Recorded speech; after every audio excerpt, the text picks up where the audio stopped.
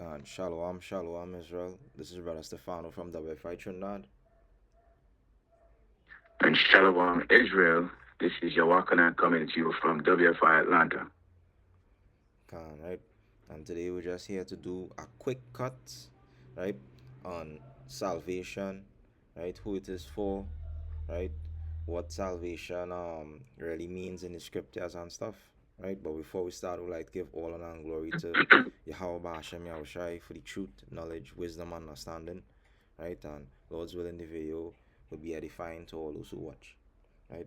So, as I said, we're just here to talk about salvation, right? What is salvation in the scriptures? Because a lot of people, think salvation is just, especially Christians, salvation is just when you make it in the chariots, and you're spared from the wrath. Or salvation just means when you accept Christ or some type of things, right? So we're just gonna see what the Bible says. What is actual salvation, right? First precept we'll go to is the book of Luke, and Luke 1 and verse 68. Okay. Okay, so this is Luke 1 and verse 68. It says, "Blessed be the Lord God of Israel, for he had visited and redeemed his people." Right? So we see in here that the subject really talking about Israel, right? It says the God of Israel had visited and redeemed his people. So it says, and had raised up a horn of salvation for us in the house of his servant David, as he spake by the mouth of his holy prophets, which have been since the world began, that we should be saved from our enemies and from the hand of all that hate us. Right? So see that? So this is literally the explanation or the expounding of what salvation is, right? To really be saved from your enemies and from the hands of all those who hate you, right? So salvation doesn't mean that when you accept the Lord and all the other stuff and this and that, and they spare from some kind of wrath, like how the Christian churches make it seem, right? But salvation is for those who are in captive, right? And from those who are being afflicted from the enemies, and that is, for example, the nation of Israel. Because when you check it out, right, we are the only nation, right, who literally been shut down by everybody, right? We have no walls, we have no defense, right? Like when you think about it, what's stopping these nations from afflicting us more from this moment? What's stopping them from, starting slavery all over again, right? What's stopping the enemies are the so-called blacks, Hispanics, right, and Native Indians, right? What's stopping them? What's stopping our enemies from, shutting us down again, right? I'm just get one more precept here through the spread, right? So this is the book of Psalms 14 and verse 7. So it says, "Oh, that the Psalms 14 and 7." So it says, "Oh, that the salvation of Israel will come out of Zion, when the Lord bringeth back the captivity of his people. Jacob shall rejoice, and Israel shall be glad." Right? So you're seeing how Israel, salvation is for Israel also too. Because why? Israel is in captive. Right? I've never seen, you know, the so-called white man, you know, going through slavery on ships and being shot down by all his enemies, right? The Indian man and all these other things, right? So in order to receive salvation, you have to be in captivity, right? So you're seeing that Israel for sure is in captivity. That's why we need salvation, right? So you have it, King. Khan. Definitely want to give our praises to the Most High Yahweh, Hashem Yahweh Shai. And going back to my brother, what he was saying about salvation in the precept that you brought out in Luke 1. And sometimes we have to ask our question basically, what is the meaning of salvation? You know what I mean? We are the only, and just like the brother said, we are the only people that went through these type of captivities and are currently still going through these captivities. from the Egyptian captivity to in the Americas.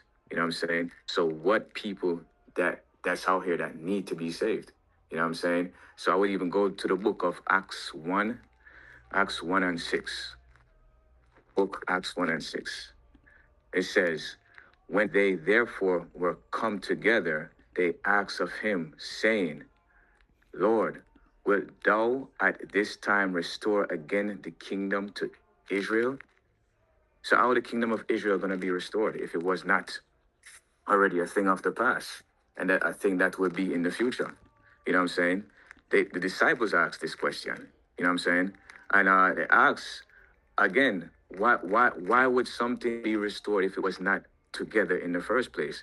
And just to keep it short, you know what I mean? If you guys go into First Kings, the 12th chapter, verses 16 to 20, if you go to Second Kings 17, verses 6, 18 and 23, you'll see pieces of how the kingdom split. You know what I mean? And why the kingdom split. You know what I mean? We were given the covenants. The Israelites were given the covenants. And because we disobeyed the covenants, we got led into captivity. So the Most High said, like the brother stated again in Luke 1 and 68, talking about salvation. And even here where the apostles are asking, or the disciples are asking in Acts 1, when is the kingdom, or is the kingdom of Israel going to be restored? And I'm just paraphrasing. You know, going into Malachi 3 and 6, I'll go to the book of Malachi 3 and 6. Malachi 3 and 6. This is one of my favorite verses. Right? It says, for I am the Lord, I change not. Therefore, ye sons of Jacob are not consumed. So, with that said, going back to the beginning of the promises, the law, statutes, and commandments, the covenants, who are these covenants given to? This is what we got to ask ourselves as a people, as Israelites. And even the other people that are outside the nation of Israel who are watching this video, or if they come upon this video, check when you check your precepts. If we look at the Most High, a lot of people look at the Most High as us. We make a promise to people and then we go against our promise. The Most High is not like man. He does not go against his promises. Therefore, he said he changeth not. It says again, going back again in Malachi 3 and 6, for I am the Lord, I change not. Therefore, ye sons of Jacob are not consumed. We will not be done away with. You know what I mean? So when people come and say, well, when Christ came in the New Testament and blah, blah, blah, and when he came, he gave everybody salvation, go back to your Old Testament. Go back to First Kings. Go back to Second Kings. Read the Old Testament and get the history of what he came back for and what world he came back for. And I agree with that, brother.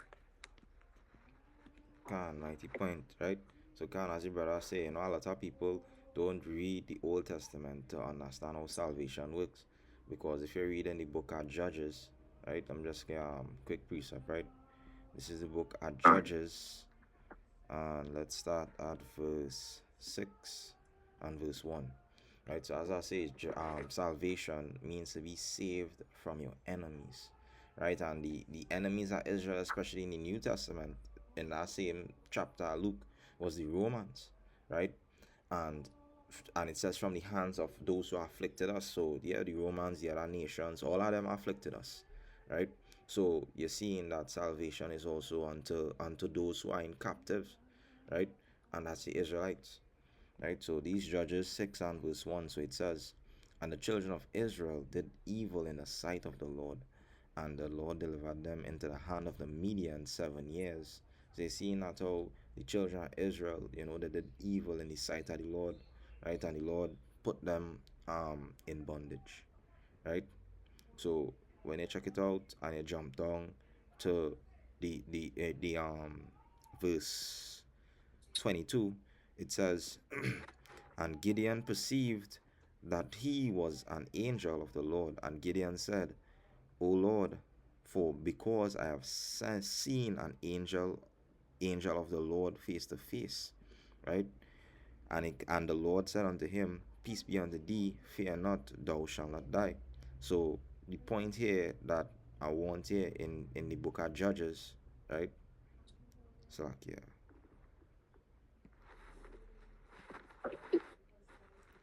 Right. So the point here that I want to in the book of Judges is that how the Lord was literally raising up Gideon to deliver the children of Israel out of this affliction, right, from the Midianites, right? So that's how it works. And you could read the entire book of Judges. You could read about Samson. You could read about Deborah. You could read about Utiniel. You could read about Jephthah. All of these men, right? These men were raised up as a horn of salvation also for Israel during the time of Judges, right? Because they literally save their people through the hand of the Lord, um, through the hand of the Lord from the enemies, right? And I've never seen the Lord raised up or spoken unto any other nation to say, well, here what, raise up and get yourself out from the affliction of the children of Israel, right? I've never seen the Lord raise up a horn of salvation for the other nations, right? So how come in the New Testament, um, it different now, right? So that is not what it's talking about, right? And a quick a quick precept. So Revelation chapter 17 and verse Revelation 17 and verse 9. Right? So it says Revelation 17 and verse that's so like yeah. Come on. Right? So Revelation 17 and verse 9 it says, "And here is the mind which had wisdom. The seven heads are the seven mountains on which the woman sitteth." Right? So we know that these mountains and things talking about, kingdoms and talking about nations and they're talking about all the other stuff. Right? People, right? And when you go to the book of Jeremiah 3 and verse 23, right? Sorry, 20. Um, it tells you what these nations, what it means, right? Right? It says Jeremiah 3 and verse 23. It says, "Truly in vain is salvation hoped from the hills and from the multitude of mountains. Truly in the Lord our God is the salvation of Israel." So you're seeing here that mountains don't ask for salvation, right? Mountains can't speak and speak, mountains can't move, right? So this is not actually talking about a mountain, just like in Revelation, right? These things are used for the comparison of people and kingdoms and stronghold, right? So it says, "Truly in vain is salvation hope from the hills and from the multitude of mountains," right? I've never seen a mountain ask for salvation like, "Lord, help me, please. The ants afflicting me and all the other stuff, you know?" So it says, "Truly in the Lord our God is the salvation of Israel." So can you have it, King? Okay, man, that's some mighty precepts right there, man. All the precepts in this word is mighty, man. Mighty precepts the brother just brought out. Can. I want to go to Isaiah 11 verses 11, and I'm gonna read down, and it says, "And it shall come to pass in that day that the Lord shall set his hand again the second time to recover the remnant of his people." The second time. The first time, we agree that he recovered the remnant of his people from Egypt captivity. Did he not do that? He said his people. Was everybody into that captivity, the Egyptian captivity? No. So the second time he's coming again. He said that, "And it shall come to pass in that day that the Lord shall set his hand again the second time to recover the remnant of his people, which shall be left from Assyria." Syria, going back to where it started in Kings, First Kings and Second Kings, from Assyria and from Egypt and from Patros and from Cush and from Elon and from Shinar and from Hamath and from the islands of the sea. And he shall set up an ensign for the nations and shall assemble the outcasts of Israel and gather. Man, he said the outcasts of Israel. He never said anything about the outcasts of everybody, all nation. He's it stated the outcasts of Israel and gather them together to the dispersed of Judah from the four corners of the earth. Matter of fact, I'm going to go down even another verse. In verse 13, it says, the envy also of Ephraim shall depart, and the adversaries of Judah shall be cut off. Ephraim shall not envy Judah, and Judah shall not vex Ephraim. I don't see any other nation that's involved in what the prophet stated in Isaiah. Nothing. So again, why is it that we as a people are people outside of reading and studying? Why is it that they think? Why is it the church thinks that the Most High is sending a Savior for all? Why do we think that this is all inclusive?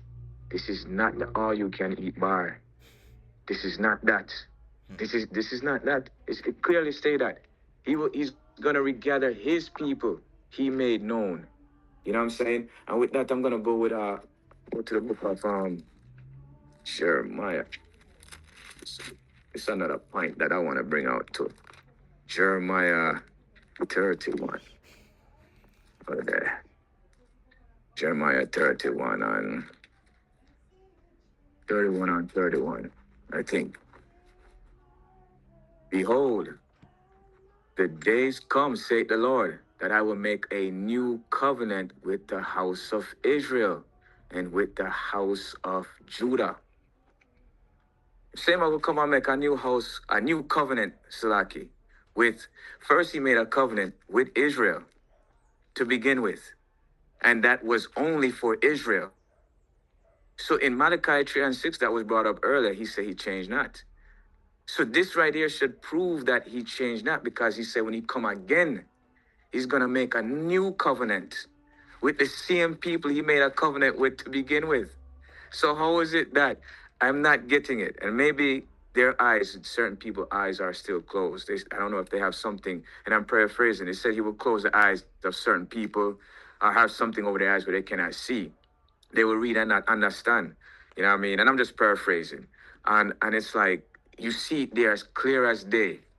You know what I mean? And these people are still, and this right here, as I'm talking, it's leading me to even another precept. When it talks about in Jeremiah 31 and 31, another precept where he said he was going to make another covenant. I think that's in Hebrews 8, Hebrews 8, Hebrews 8 and 8, 8 and 8, right? Yes. So it says, for finding fault with them, he said, behold, the days come, saith the Lord, when I will make a new covenant with the house of Israel and with the house of Judah. I don't even have to talk anymore about this. That is plain. As simple as this. I don't have to talk after this. After what this just said a while ago. You know what I mean? And I am gonna yield with that, because I'm not even gonna add to the word. I don't think I have to do that, man. And I yield with that one right there. Right? The brother bringing out mighty precepts too, right? So as the brother was going into, right? You see, all of the covenants and all of these things about salvation, it has always been for Israel, right? Not because, the Lord came in the New Testament means that now all nations can be saved. As we just went through, the requirements for salvation is one, you had to know who your enemies are, right? And you had to be in captivity. And it had to be in the point, especially when the enemies overthrown you, because when you think about it, right? If you check out these nations aren't being overthrown by the enemies, right? The states, well, we know it's all prophecy that all nations would fall. They would fight against each other and fall. But if you look at them, these nations had a military might and all these other things, right? But what we as the nation of Israel have, what we have, right? Do we have we own embassy? Do we have we own military? Do we have our own land? Because last time I checked, our land, they say it was so-called Africa, and they make it so hard just to leave your own country. So how that could be a land, you know?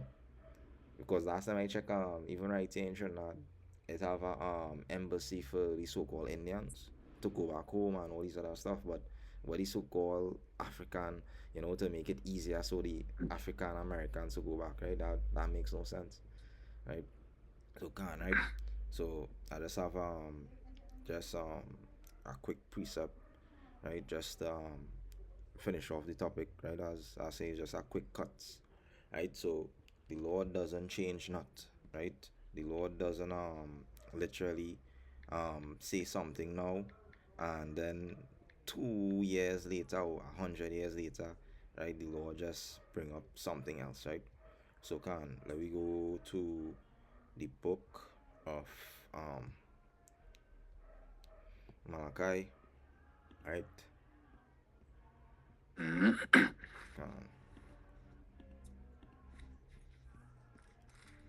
can right?